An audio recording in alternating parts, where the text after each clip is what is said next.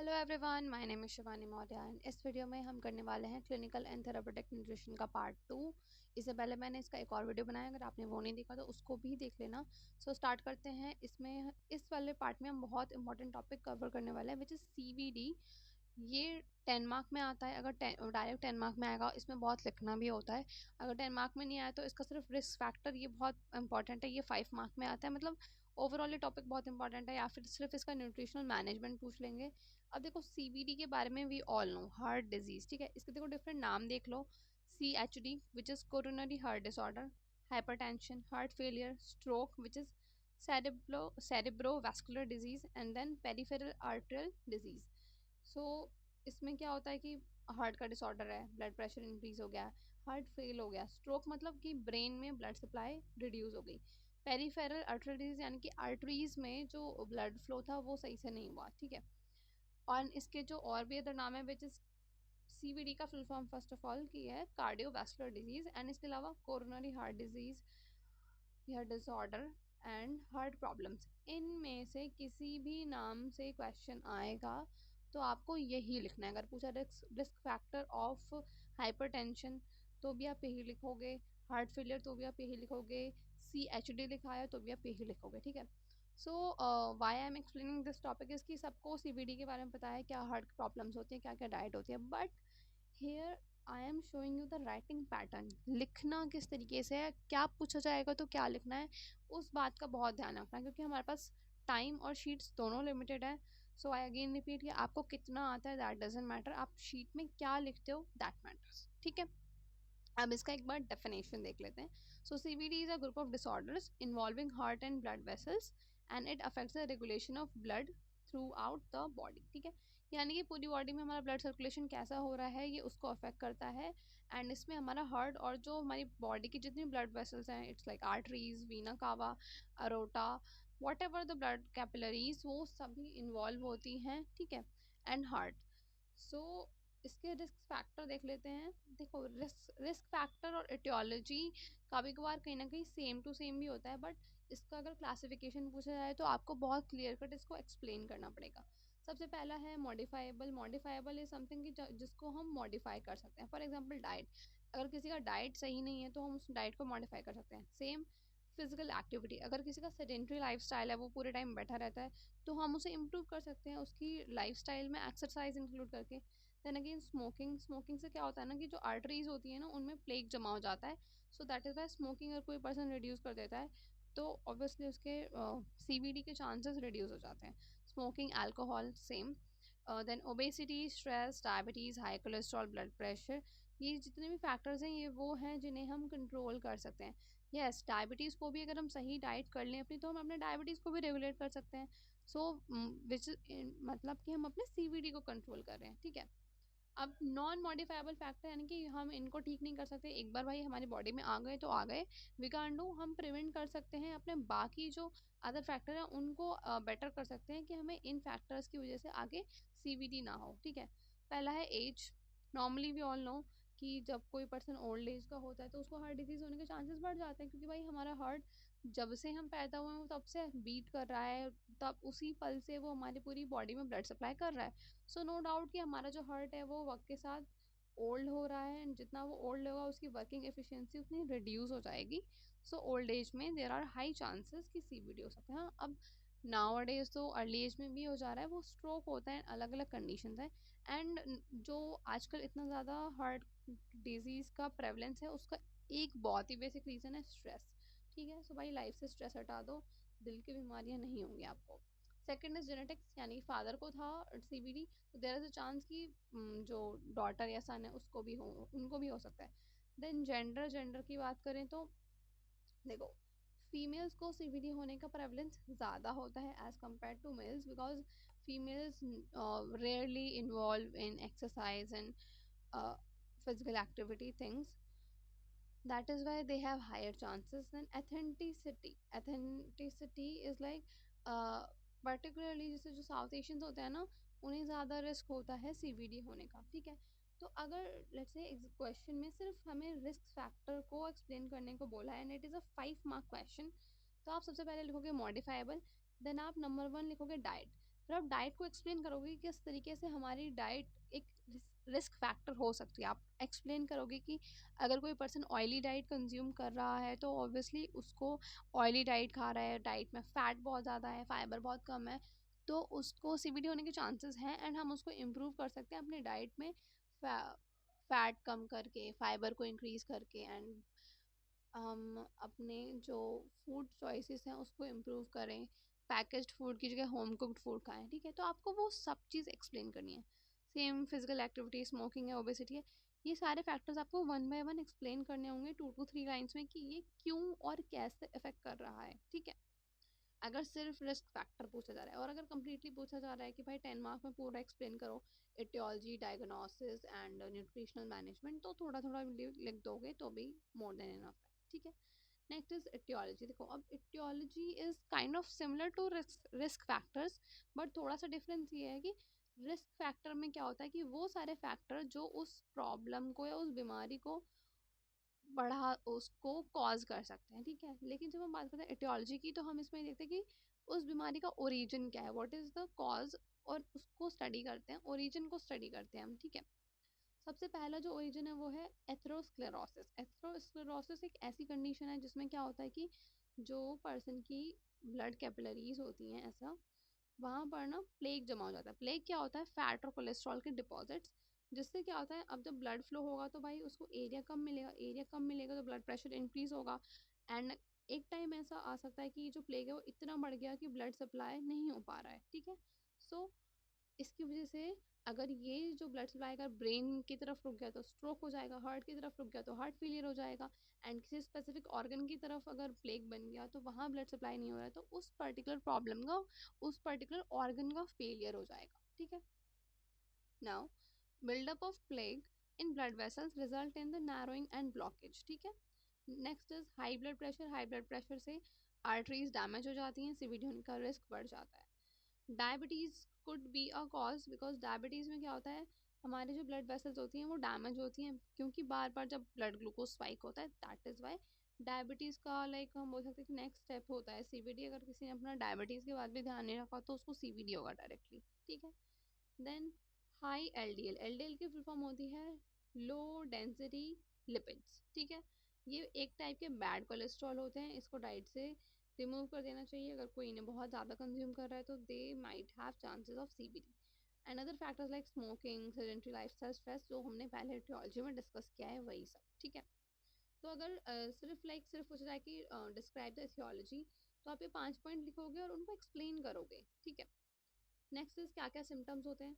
देखो, heart disease है तो चेस्ट पेन होगा जिसे हम एनजिया बोलते हैं, देन फटीग होगा और ब्रेथ का शॉर्टनेस होगा। ठीक है, स्ट्रोक की बात करते हैं। स्ट्रोक में हमारा जो ब्रेन होता है वहाँ की ब्लड सप्लाई रुक जाती है, तो इसमें क्या होता है, weakness on one side of body. इसके अलावा स्पीच प्रॉब्लम्स, डिजीनेस, यानी कि वो सारी चीज़ें जो हमारा ब्रेन कंट्रोल कर रहा है उसमें से कुछ कुछ पार्ट वीक होने लगेंगे जिसके हमें सिम्टम्स दिखने लगेंगे। ठीक है, next is heart failure. Heart failure में क्या होता है कि स्वेलिंग हो जाती है, इडीमा हो जाता है, नॉर्मली लेग्स में होता है ये, एंड देन ब्रेथलेसनेस और rapid heart rate, heart beat, ये हो जाता है। एंड अगर ऐसा हुआ तो देयर माइट बी चांसेस कि within few minutes person का हार्ट फेल हो जाएगा।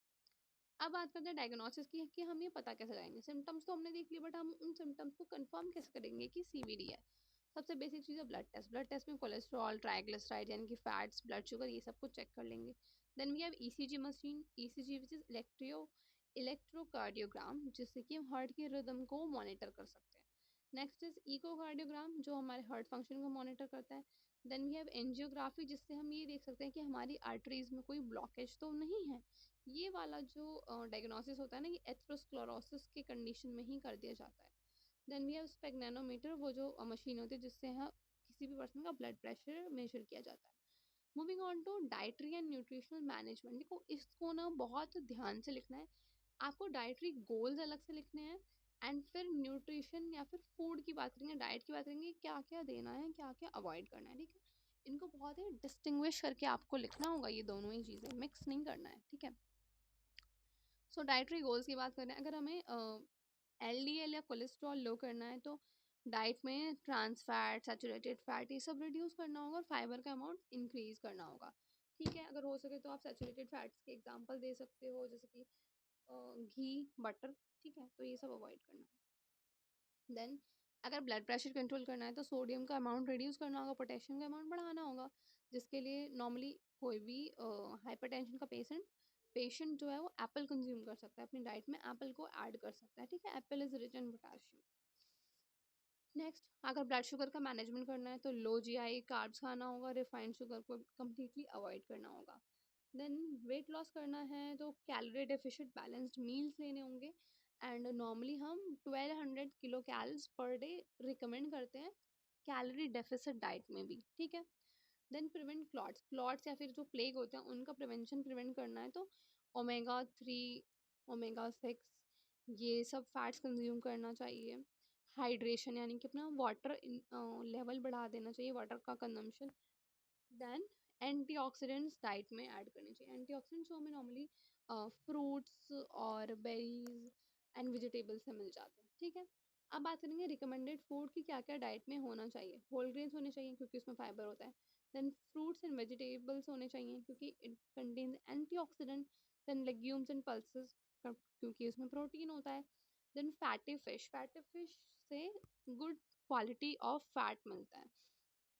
Then low fat dairy, nuts, seeds, olive oil, flaxseed, ये सिर्फ कुछ पॉइंटर्स हैं। इसके अलावा आपको जो भी लगता है कि हाँ एक हार्ट पेशेंट को हमें डाइट में क्या क्या देना चाहिए, आप वो सब कुछ अपने तरीके से अपनी लैंग्वेज में लिख सकते हो, ठीक है। अब हम ये भी देख लेते हैं कि एक हार्ट पेशेंट को क्या क्या अवॉइड करना चाहिए, ठीक है। क्योंकि आप सही खाना दे रहे हो वो तो अच्छी बात है, लेकिन अगर आपने जो गलत चीज़ है उसको रोका नहीं तो फिर बेनिफिट नहीं होगा उस तरीके से, ठीक है। So fried foods, processed snacks, sugary drinks, dessert, excess salt, maximum एक दिन में 5 ग्राम से देना होता है। Saturated fats, बटर, घी, excess amount में ये सब नहीं देना। ट्रांस फैट जो बेकरी प्रोडक्ट्स में होता है या फिर जो नॉर्मली जो फ्राइड फूड्स होते हैं ना उन सब में होता है, तो ये सब चीज़ें एक हार्ट पेशेंट को अवॉइड करना चाहिए, ठीक है। अब एक छोटा सा ये देख लेते हैं कि देखो हार्ट पेशेंट के लिए स्पेसिफिक डाइट्स होती हैं। पहला होता है डैश डाइट। डैश डाइट में क्या होता है कि जो सोडियम पोटेशियम है इसको रेगुलेट करते हैं, सोडियम को रिड्यूस करते हैं, पोटेशियम और कैल्शियम के अमाउंट को इंक्रीज करते हैं, ठीक है। Then we have Mediterranean diet. Mediterranean diet it is rich in healthy fats and plant based foods. देखो एक चीज़ हमेशा याद रखना, जब भी हम बात करें फैट की तो फैट हमेशा बुरा नहीं होता, it could be healthy too, क्योंकि हमारी बॉडी में फैट बहुत ज़्यादा इंपॉर्टेंट है। फैट एक हमारा स्टोर्ड एनर्जी फॉर्म होता है, एनर्जी स्टोरेज फॉर्म होता है। इसके अलावा ये हमारे ब्रेन के बहुत सारे टिश्यूज़ के फॉर्मेशन में इंपॉर्टेंट होता है। हमारी जो पूरी बॉडी की सेल वॉल होती है, हर सेल वॉल में हमें फैट की ज़रूरत है, वो आपने पढ़ा होगा बाइलिपिड लेयर होती है, ठीक है। तो fat is important, fat is not the culprit but the wrong fat is culprit, right? Next is TLC diet। TLC which is therapeutic lifestyle changes diet। And ये जो थेरापेटिक लाइफस्टाइल चेंजेस डाइट है वो depend करता है कि आपको weight loss करना है या ब्लड शुगर मेंटेन करना है, ब्लड प्रेशर मेंटेन करना है, जो हमने इससे पहले पढ़ा था, ठीक है। एंड नॉर्मली हम क्या करते हैं इसमें कोलेस्ट्रॉल के अमाउंट को रिड्यूस करने पर फोकस करते हैं। इसके अलावा साथ ही साथ कुछ लाइफस्टाइल एंड काउंसलिंग टिप्स। जो भी पेशेंट होगा उसको इनक्रेज करेंगे हम regular exercise 30 to 45 minutes per day. Then stress management के लिए बोलेंगे because stress is one of the biggest culprit nowadays behind the CVDs, ठीक है। सो योगा मेडिटेशन ये सब रिकमेंड किया जाता है। Next is quit alcohol and smoking. पहले ही बताया था, क्योंकि अल्कोहल एंड स्मोकिंग से क्या होता है कि जो हार्ट जो आर्टरीज होती हैं, जो ब्लड वेसल्स होते हैं वो ब्लॉक होने लगती हैं, वो डैमेज होने लगती है, ठीक है। देन फैमिली की काउंसलिंग करना, फैमिली मेम्बर्स जो भी हैं उनकी काउंसलिंग करना भी बहुत ज़रूरी है। बिकॉज नॉर्मली क्या होता है ना, पर्सन वो डाइट फॉलो नहीं करता है, लेकिन जब हम उनकी फैमिली को बोलते हैं कि हाँ आपको इनका एक्सरसाइज करना है, डाइट पर ध्यान देना है, तो they guys use to do so, ठीक है। नेक्स्ट टॉपिक हम रेनाल फेलियर करने वाले हैं। इसके बीच में और भी बहुत सारे टॉपिक्स हैं, वो हम करेंगे पार्ट 3 में। अभी हम रेनाल फेलियर पे फोकस करते हैं। रेनाल फेलियर का 5 मार्क का क्वेश्चन आता है। मैंने बहुत कुछ डिस्कस कर दिया है, पर आप 5 मार्क के हिसाब से आपको जो जितना याद रहे वो सब लिख देना, पर कोशिश करना कि ये सभी पॉइंट्स इंक्लूड करना, ठीक है। इसका डेफिनेशन देखो सबसे पहले।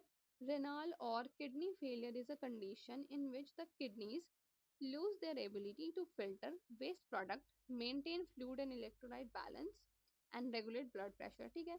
तो बेसिकली रेनाल फेलियर में किडनी फेलियर हो गया है, ऐसी कंडीशन है जिसमें जो किडनी है वो सही से काम नहीं कर रही है।